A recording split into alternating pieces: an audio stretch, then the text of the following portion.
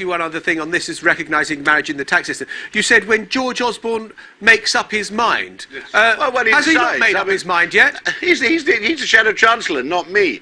Have you decided what the proposal is yet? He probably has, but it's for the Chancellor to decide. It's not for I'm an ex-Chancellor, and if stray members of my cabinet or shadow cabinet had gone wandering around, trailing their coat on different taxes, I'd have regarded them as slightly absurd and rather Hang on, let me bring Rod Little in now. Rod. It's just a vague aspiration to people who might be thinking of getting married, primarily in order to coin your tax break. I mean, this is just a vague... Is there anything solid behind it at all, Ken? It's regarded as extremely important to make the statement that marriage has a particular status and to recognise it in the tax system. Sure. And I think George will, in due course, set out how he's going to do it. And it will, of course, have to be modest costs, because these are difficult times and you can't do everything you want to straight away. Sorry, in due course, I thought we were going to get a manifesto next week. Are we going to hear it? Before the election, yes. All right, OK. Anne? I regret to say, all I'm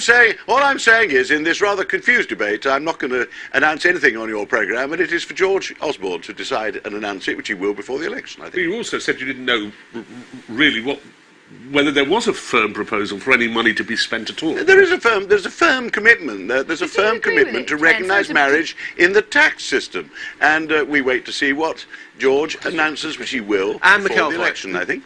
But Ken, do you agree with it? Because I seem to remember when you were Chancellor, you made great play of believing that the whole marriage thing should be fiscally neutral. So now we may be waiting for George to say whether it's big or small, but do you agree with the principle that there should be a tax break for married people? I abolished the married couple's tax allowance, just to help you in your question, and I did think at the time that as I was raising revenue and I was cutting the main body of income tax, that was the better way to do it. But the party is committed to recognising marriage in the tax system. There are many ways of doing that. So you really don't agree with where it is now? Well, I mean, I'm not going to trail my coat, but there are some ways you can recognise marriage and family obligations in the tax system, which I would approve of. And George will in due course announce it, but it's not for me to announce it. But the cutting of the marriage tax allowance before wasn't done on the principle that you thought that marriage shouldn't be in an exalted position.